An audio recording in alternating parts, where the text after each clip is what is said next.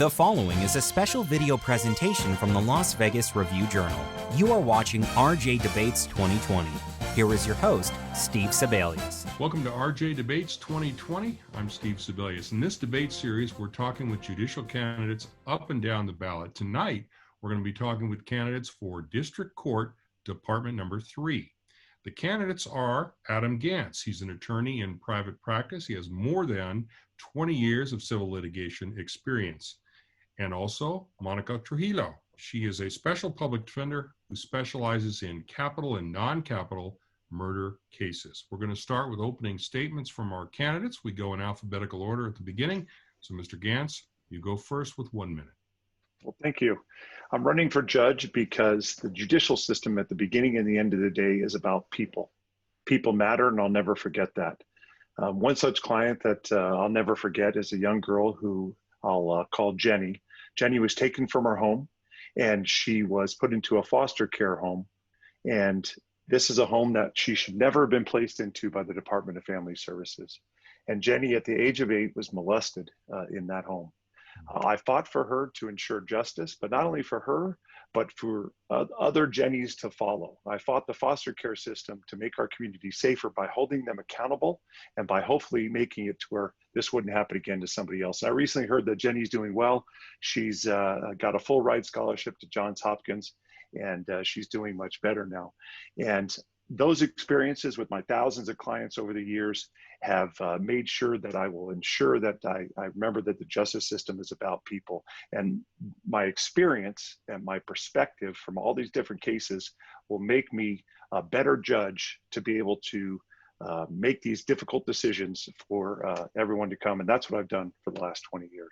Thank you. Thank you, sir. We appreciate it. Mr. Trujillo, your opening statement. Thank you. Compassion, character, commitment. Those words not only describe what I stand for, but those words motivate me each day to be better. I am the best candidate for Department 3 because in addition to having integrity and a strong work ethic, I have the experience, knowledge, and temperament to be a decisive and efficient judge. As a public defender, I have a unique perspective, a skill set, and substantive courtroom experience that many attorneys don't have. I've spent years in courtrooms almost daily, applying the rules of evidence, questioning witnesses, and arguing the law. And I have the added experience of handling our criminal justice system's most serious cases, homicide cases, where the stakes go far beyond financial gain and impact life and liberty. I have dedicated my career to serving this community, and that shows you what I believe in. But more than that, if you want a judge with extensive courtroom experience, a judge who will always do what's right, and a judge with a demonstrated commitment to public service, vote for me, Monica Trujillo, for District Court, Department 3. Thank you very much. We appreciate it. This first question, Monica, will go to you. In your primary debate, you and your opponent disagreed over the amount and the quality of your experience. How does criminal practice make you more suited to be a judge on the district court bench than your opponent's more than 20 years of civil litigation? Thank you for the question. And it's not just my experience as a criminal defense attorney, it's specifically public defender experience. Public defenders are in court more than pretty much any attorney, from jury trials to preliminary hearings to evidentiary hearings to running master calendars. A district court judge is constantly running everyday hearings, which we practice. I am constantly in the courtroom questioning witnesses, applying the rules of evidence, and arguing case law. And when I was a regular public defender at the Clark County Public Defender's Office, that was almost daily. Thank you very much. Mr. Ganz, mirror image of the same question. Why do you think your years of civil litigation experience make you more qualified than Ms. Trujillo's criminal practice? Well, first of all, I'm glad we're talking about experience because we actually agree on that. She has said on many occasions that there is no substitute for jury trial experience. I have tried 6 times as many jury trials as my opponent. And that's, for me, being a judge, it's not something you do as a stepping stone to building your career, but it's the summit. It's not something you do for a pay raise. It is something you do as a cornerstone of your career. And no doubt I have learned a lot from my first jury trial, more for my first dozen trials, but that was just scratching the surface. And after 20 jury trials, then 30, then 40, and after my 50 trials, I'm not the same person. I can tell you that there is a significant crossover between criminal and civil. And the most important thing is that nothing changes with regards to the actual trials themselves. But more importantly, I've also had criminal experience. And I have criminal experience as a judge. I've been a justice of the peace pro tem, where the majority of the assignments that I've had have been dealing with criminal justice matters and domestic violence matters. So I realize my time is up. Thank you. Thank you, sir. We appreciate that. This next question goes to you first. You said in the primary debate that you are going to be tough on crime. What do you mean by that? Do you think you're going to impose stricter sentences? I note that you have been endorsed by pretty much every police officer association that endorses in these races. Are you going to be a hanging judge, if you will? No, I don't believe that's an accurate way to say it. I am going to be tough on crime. And the reason is you talked about, in the first debate, they talked about somebody who had already been convicted of a crime. So in answering that question, I believe that I will be tough on crime and hold people accountable for their actions. That's all I've done my entire career. And I do believe that there are many diversionary programs and specialty court programs, and probably need some more of those, but they help mitigate and help those that need it. For instance, justice court, drug court or veterans court. But generally speaking, I will hold people accountable for their actions. And I've spent my entire career doing that. I talked about the Department of Family Services and holding them accountable and holding product manufacturers accountable. But by holding people and companies accountable, we make our community safer for everyone. And as a judge, I will bend over backwards to ensure the full opportunity for everybody to be heard and to defend themselves, but also to hold people accountable for their actions. Mr. Trujillo, in the primary debate, your opponent said that you may have a conflict, use the word conflict, in dealing with criminal defendants because you've spent most of your career defending criminal defendants. How would you approach criminal defendants in light of your work? Well, I think it's interesting that he even said that, because people can say the same about him treating plaintiffs' personal injury attorneys more favorable, because those are the attorneys who support him and endorse him. However, I believe my perspective as a defense attorney, I know that the system is about fairness and justice. It's about protecting certain rights while ensuring that justice for both parties. Ultimately, that is the goal. And my unique perspective in discussing cases and investigating both with my clients and with the victim side, I think I have a well-balanced perspective. I'm not one to say I'm going to be tough on crime, because a judge is supposed to be fair and neutral. So I think my opponent is previewing what he's going to do as a judge. All right, thank you very much for that answer. We're going to go ahead and take our first break. We'll be back with more questions and answers with candidates for District Court Department number 3 right after this. All your listeners and followers, the best name of any podcast in the world is podcast. Nobody's ever done it. Nobody's ever faked Not that we know death. of. No. When you work with Prince, you got to get used to the fact that he changes musicians like underwear. You know, like Tom Brady. And Tom Brady, he's a quarterback out of in the Boston area. I'm not sure who you're talking about. Get ready for every Raiders game with us. Vegas Nation Game Day will give you everything you need to know about each week's matchup. I'm excited. Sundays at 9 a.m. starting in September on YourView. Vegas Nation Game Day coming this September. Welcome back to RJ Debates 2020. We're speaking with candidates for District Court Department number 3. This next question goes to Ms. Trujillo first. Can you see yourself upholding a death sentence despite the years that you have spent fighting to keep people from going to death row? Absolutely, because in death penalty cases, who imposes a death verdict? The judge merely upholds it, as you says, and certifies the death certificate. And so you would have no problem upholding that verdict if that was the case? Absolutely not. Mr. Ganz, same question to you. Can you see yourself upholding a death penalty verdict? Well, the first thing I would absolutely do as a judge is when you go back and you look at the trial and make sure that there was a fair trial for the defendant. And if everything checks those boxes and there was a fair due process and he's had the opportunity to go through that and the jury has spoken, I absolutely will uphold that verdict. And I certainly believe that's what our whole system is about. If there was errors that I had made potentially and I didn't see it, or something else had happened in that way, we certainly have other avenues for them to appeal those verdicts to make sure that just absolutely 100% that we're getting those things right when we're dealing with someone's life like that.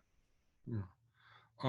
This next question is somewhat related to that. Do you think that there is, as some have alleged, systemic and disproportionate treatment of certain people, especially people of color, in the justice system as it exists now? Mr. Ganz, that question to you first. Well, the reality is that people's view about the judicial system and having a systemic racism in the judicial system, I believe, is absolutely supported by the statistics. There's no doubt about that. Now, I was watching a movie recently. It was one of my favorite movies. It's called Lean on Me. It was a movie that Morgan Freeman played a school principal by the name of Joe Clark. And the movie starts out with Morgan Freeman teaching a class about history, and he introduces the word imbrue. IMBRUE, and I didn't know what it was at first. I had to look it up, but he defined it as to taint the spirit and stain the growth. He said the cancer of racism imbrues our national character. It stains the spirit. And this scene took place nearly 50 years ago. This could have been just yesterday. I mean, this has been going on for hundreds of years. Why are we still having this discussion about this? And as a judge, I will work every day to build the trust back into our judicial system to remove that stain. The only way to do that is to make sure that it's an open, equal, and fair process for everyone. So I do believe that there is some truth to that based upon the statistics that have come out, for sure. Mr. Trujillo, the same question to you. Do you believe there's systemic and endemic disparate treatment in the judicial system, especially for people of color? I do believe so, and I think history shows us that that is true, especially from the inception of a case, which is at the time of arrest, all the way through the criminal justice system in the court system. And I think that was most notable here in Nevada when recently the Nevada Supreme Court changed the bail system here and the own recognizance release in April of this year, because in practice, the way it was applied was discriminatory to minorities and to poor people. So I think it absolutely still exists, still here in 2020. And as a judge, I will be fair and neutral, and I can ensure that race or any other kind of bias will not come into my consideration. All right, thank you very much. We're going to take our break here, and we'll be back in just a moment with questions and answers for District Court Department 3. Stay with us. With so much excitement building around the Raiders and their inaugural season in Las Vegas, the fans want to be heard. The launch of Vegas Nation Fan Zone is their answer. That's right, Raiders fans can sound off on all things Raiders, from players to coaches to even the new Allegiant Stadium. Vegas Nation Fan Zone is accessible 24/7 and allows fans to generate and upload their own posts for lively interaction. Simply go to fanzone.vegasnation.com to sign up today. Welcome back to RJ Debates 2020. We're talking with candidates running for District Court Department 3. Both of you have been practitioners and advocates for a long time. What problems do you think you will have going from an advocate for your clients to a neutral arbiter as judge? Ms. Trujillo, this question is to you first. Thank you. I don't foresee any issues making the transition into judge. A judge's role is very specific: fair, neutral, impartial. A judge is supposed to follow the law, free of emotion, and I know I have the ability to do that. Okay, Mr. Ganz, your response. You think you'll have any trouble after 20 years of civil litigation becoming a neutral arbiter? Well, first of all, I think it's a little naive to think that somebody's not going to have a learning curve going into a new position. And the answer is simple. My jury trial experience is what is going to allow me to accelerate through that learning process. And if I'm elected, this will likely be a civil department. But, you know, I have done both criminal and civil law on both sides of it. But the reality is, again, I've tried 6 times as many jury trials as my opponent. And there's no doubt that I've learned a lot from those many trials, and I'm a different person as I've gone along. It's certainly different when I was a first-year attorney versus a fifth-year attorney versus a 10th-year attorney.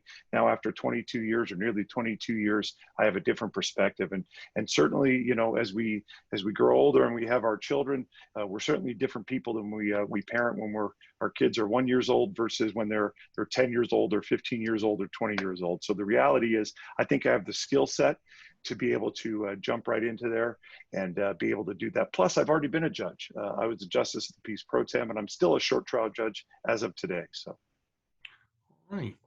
This next question, Mr. Ganz, goes to you first. If you saw a party in your courtroom being poorly represented by either an unprepared or ineffective attorney, what would you as a judge do to handle that situation? well, there's many mechanisms that you can do as a judge to ensure that. Number one, you can counsel with the attorney to find out if there's something going on in the attorney's life that is prohibiting that. And there's been instances where attorneys have showed up, unfortunately, at court who have been intoxicated. And those are things that you have to protect the system. And that's what it's all about, protecting the system. I'll never substitute my judgment for that unless I'm actually the fact finder. So if I'm actually sitting as a judge as a fact finder, there are certain things I can do to be able to ask certain questions to get what I need out of it. But if I'm sitting there and I'm the referee, as I'm supposed to be in jury trials, then there's many things I can do to make sure that that attorney is not just having a bad day or having a bad episode or whatever is going on. But certainly, I would never want to substitute my beliefs or my advocacy in place of another attorney. That's for the attorneys to do, and I would never do that. And I think as an attorney, I think that the judges that I have seen in this community do a very good job of making sure that the attorneys try their cases the way they want. They may have a plan and a strategy, and I got to leave them alone to do that. Mr. Trujillo, what would you do if you saw a party being ineffectively represented in your courtroom? Well, the judicial canons actually require a judge to step in if they believe that an attorney is violating the Nevada professional rules of conduct. And litigants are entitled to effective assistance of counsel, defendants especially. But I think that a judge has a duty to step up and say something. Now, whether they immediately go to the bar is a different story. Obviously, we all face issues every day. We're emotional, things happen. A judge has a duty to still find out what is going on. Is it a tactical decision? Because at the end of the day, that is the courtroom where justice is supposed to be served. So in order for that to happen, advocates must be prepared and effective. All right, thank you very much. We're going to take another break and we'll be right back. Coming up, closing statements from our candidates, as well as maybe one more question for both candidates for District Court Department 3. So, the Vegas Nation podcast is your source for all your Las Vegas Raiders news. Subscribe and get fast takes and smart coverage. Download the Vegas Nation app, check out vegasnation.com, and stay up to date with your Las Vegas Raiders. Welcome back to RJ Debates 2020. We're talking with candidates for the District Court bench in Department 3. This next question, Ms. Trujillo, goes to you. As you know, district court judges enforce the rulings and precedents set by the Nevada Supreme Court. In your view, does the Supreme Court produce enough case law that can be relied upon for precedent? Historically, I didn't think so, but I think they have since been moving away and producing way more case law and at a higher rate. And okay, that sounds good. Mr. Ganz, your answer to that question?